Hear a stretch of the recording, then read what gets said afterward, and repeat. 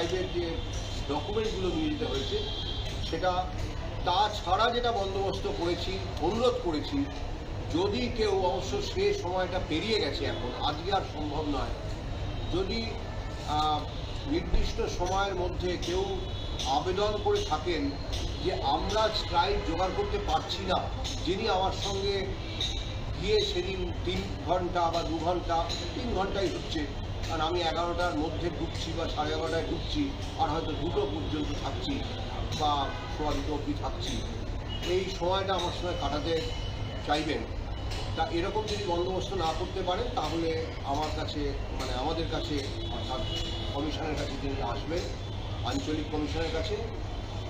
Venue আঞ্চলিক commission তার জন্য একজন যিনি যোগ্য তার বন্দোবস্ত করে দেবে, অর্থাৎ যোগ্যতার এখানে মাপকাঠি হচ্ছে, যদি নবম দশমের পরীক্ষা হয়, যার ন্যূনতম যোগ্যতা মান হচ্ছে গ্র্যাজুয়েট হওয়া, গ্র্যাজুয়েট নন এমন কেউ, অর্থাৎ প্রথম বর্ষে পড়তে পারেন, সদ্য হায়ার সেকেন্ডারি দিয়েছেন বা দেবেন, একাদশ শ্রেণীতে পড়েন, এরকম হতে পারেন, তিনি স্ক্রাইব হওয়ার যোগ্য, এরকম একজনের বন্দোবস্ত করা হয়েছে। এবারে কেউ যদি সেটা অনুমতি চেয়ে থাকেন যে আমি বন্দোবস্ত করতে পারি, আর একাদশ দ্বাদশ হলে সেটা ম্যাক্সিমাম গ্র্যাজুয়েট, অর্থাৎ 1 level below the minimum qualification. এটা গুরুত্বপূর্ণ প্রশ্ন। বলছি আমার দুটো প্রশ্ন আছে। একাদশ সময়টা যে পরীক্ষা শেষের পরে টয়লেট যাওয়া, দেখুন আজকে সেইটা তো একেবারে, বলছি আমার দুটো প্রশ্ন। লাস্ট অবজারভেশনে সুপ্রিম কোর্ট বলেছে যে কোনোভাবে কেউ দাগি এখানে বসতে পারবে না। এই প্রশ্নের আজকে আমি আলোচনাটা 14 তারিখের পরে করব। এটা এখানে আজকে জানানোর জন্য দরকার নেই, আমাদের ওয়েবসাইটে যেটুকু আছে, সুপ্রিম কোর্টের নির্দেশ যা আছে সেটা সবাই জানেন, সেই মেনেই তারা বসবেন, আসবেন, ইত্যাদি ইত্যাদি। এই ব্যাপারে আমাদের কিছু, আমাদের এই ব্যাপারে আমরা আজকে আলোচনা করব। আরেকটা হচ্ছে 2 হচ্ছে শুভেন্দু অধিকারী প্রকাশ, না এটা আমাদের প্রশ্নপত্র সুরক্ষিত আছে, এটাই আমাদের প্রশ্নপত্র সুরক্ষিত আছে, আমি কোনো নাম করে বলছি না, সুরক্ষিত আছে। স্যার আমার প্রশ্ন হচ্ছে প্রভিশনাল অ্যাডমিট কার্ডে প্রভিশনাল শব্দটা এখনো আছে, ওটাই কি? হ্যাঁ, প্রভিশনাল তো অবশ্যই, যে কোনো অ্যাডমিট কার্ডই প্রভিশনাল, কারণ যোগ্যতা বিচারের জন্য যে ফিজিক্যাল ভেরিফিকেশন অফ ডকুমেন্ট হয়, তার আগে তার এলিজিবিলিটি বা যোগ্যতা সম্পর্কে সুনিশ্চিত হওয়া যায় না। অনলাইন ভেরিফিকেশন দিয়ে কখনো কারোর মানে যোগ্যতা আছে কি নেই সেটা সুনিশ্চিত বলা যায় না। So all admit cards always in all examinations are provisional. আমার দ্বিতীয় প্রশ্ন হচ্ছে স্যার, আমরা 2016 সালে দেখেছিলাম সব মিলিয়ে প্রায় 23 লক্ষ আবেদন ছিল।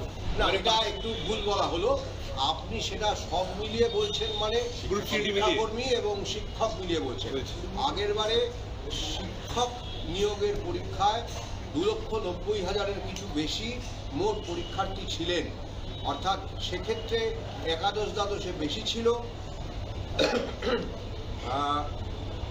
1,50,000-এর কিছু বেশি, আর 1,41,000 মতন সেটা নবম দশমের ক্ষেত্রে 2,91,000 কিছু বেশি, প্রায় 3 লাখ।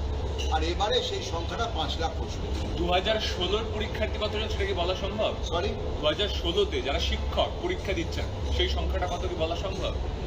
না, সেই সম্পর্কে বিস্তারিত তথ্য মানে আমি নিখুঁতভাবে দিতে পারবো। তবে প্রায় সবাই আবেদন করেছেন, এটা আমি জানি।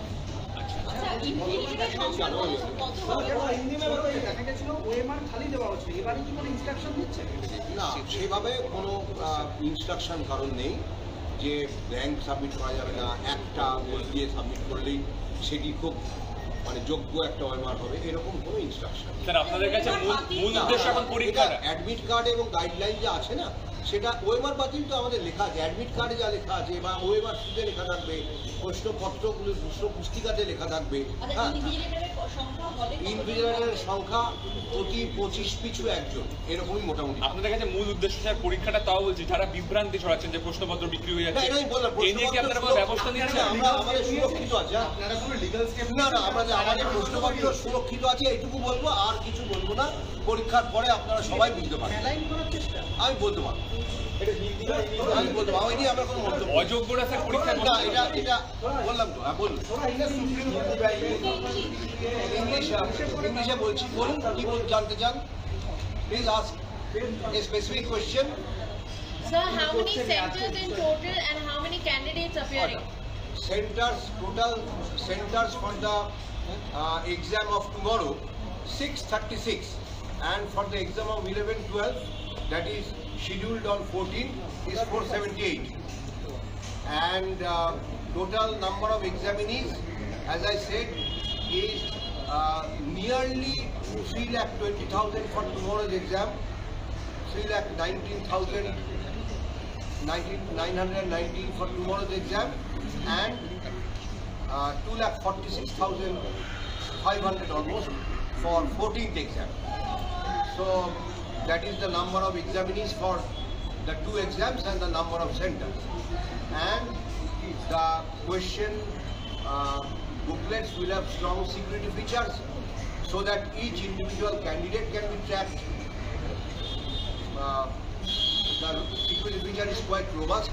To that extent, examinees have to report at the venue by 10 AM because there will be security checks, and they can enter the examination venue finally up to 11:45 AM and the examination hall up to 12 noon, just when the bell rings for the examination commencement. So that is the instruction for the candidates to be well ahead of this time deadline, and to reach the examination halls in time. Sir একটা বিষয় হচ্ছে যদি আগামীকাল কেউ placard নিয়ে পরীক্ষা কেন্দ্রে ঢোকে, প্ল্যাকার্ড নিয়ে পরীক্ষা কেন্দ্রে ঢোকার তো আমাদের কি নিয়ে ঢোকা যাবে সেটার ব্যাপারে একটা সুনির্দিষ্ট নির্দেশিকা আছে, যেটা হচ্ছে একটি ট্রান্সপারেন্ট প্লাস্টিক ফোল্ডারে তার ফটো আইডি কার্ড, তার অ্যাডমিট কার্ড, তার পেন এবং একটি স্বচ্ছ জলের বোতল। পেনটি হতে হবে ট্রান্সপারেন্ট বা স্বচ্ছ পেন। তার পেনটা যদি সেই মতন না হয় পেনটিকে ফেলে দিতে হবে। পেনের জন্য ক্লোকরুম থাকবে না, এবং আমরা হল থেকে তাকে একটি পেন দেব। স্যার, আপনাদের হিসেব মতন কালকে কোনো অযোগ্য পরীক্ষা দিতে যাচ্ছে না? আমি এ ব্যাপারে কোনো মন্তব্য করব না।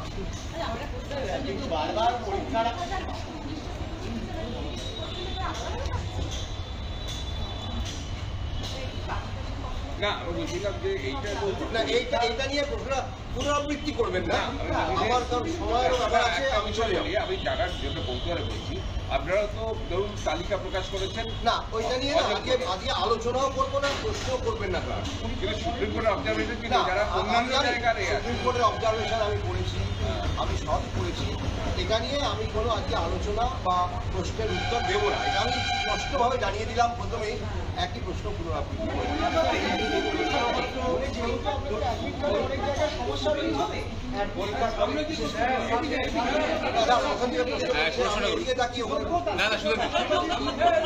নিশ্চয়ই, সেটাই সুপ্রিম কোর্টের অর্ডারও আছে। আমি সেটা বললাম, আমি সেটা বলেছিলাম, নোটিশও দিয়েছি। না, সেটা সিকিউরিটি ফিচার নিয়ে কখনো আলোচনা করতে নেই। অবশ্যই একই বিষয়ের সিরিজের প্রশ্নপত্র যদি পরপর দুজন হাতে পান, সেটা তো কাম্য নয়, সেটা কখনোই হবে না।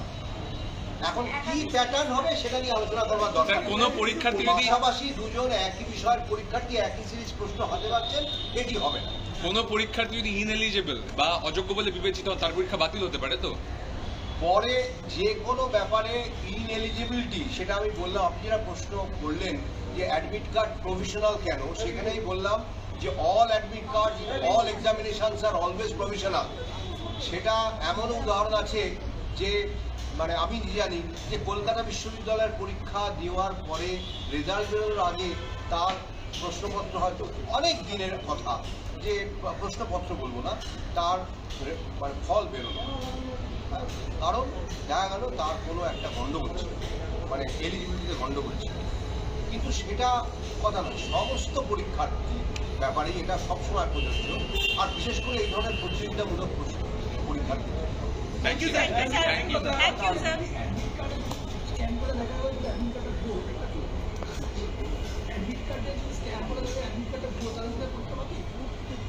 অ্যাডমিট কার্ড বলে তো পরীক্ষা বাতিল বটে, কি আছে? ঢুকতেই পারবে না। হ্যাঁ সে তো বটে, ভুয়ো অ্যাডমিট কার্ড যদি কোনো মডেল অ্যান্সার কবে সেটা পরীক্ষাটা দুটো ভালোভাবে হোক, নিশ্চয়ই করে দেবো। বলছি তাহলে কালকে আপনারা প্রত্যেকটি পরীক্ষা Carbon copy? Admit card scan করছেন না স্ক্যান করার জন্য বিশেষ মানে আমাদের বন্দোবস্ত থাকবে নিশ্চয়ই, ওএমআর এর কার্বন কপি বাড়ি নিয়ে যাবে তো? বাড়ি নিয়ে যায়, বাড়ি নিয়ে যায়। ওইবার কার্বন কপি বাড়ি যাবে। না ওইটাতে আবার পুনরাবৃত্তি হয়ে গেল। তারপরে স্ক্যান করলে পরে সেটাতে মানে দুজনেরাই থাকবে পরীক্ষা কেন্দ্রে, মানে হ্যাঁ কেন্দ্রে, হলে নয়, হলে নয়, হলে নয়। সত্যি বুঝতে চাইছি, ধরুন পরীক্ষা চলাকালীন আপনি বলছিলেন যে কোয়েশ্চেন পেপারগুলো যদি ছবি তুলে বাইরে পাঠায়, পোস্ট সিনারিও যদি বাইরে যায় আপনারা কতক্ষণের মধ্যে আইডেন্টিফাই করতে পারবেন? কতক্ষণে বলতে পারবো না, হয়তো 8 ঘন্টা। 8 ঘন্টার মধ্যে। যদি স্যার কিন্তু এটা হবে না বলেই আমাদের ধারণা, সেটা কাম্য নয়। যে করেছে সেটা আইডেন্টিফাই করবে। কালকে আসা কি উচিত? কালকে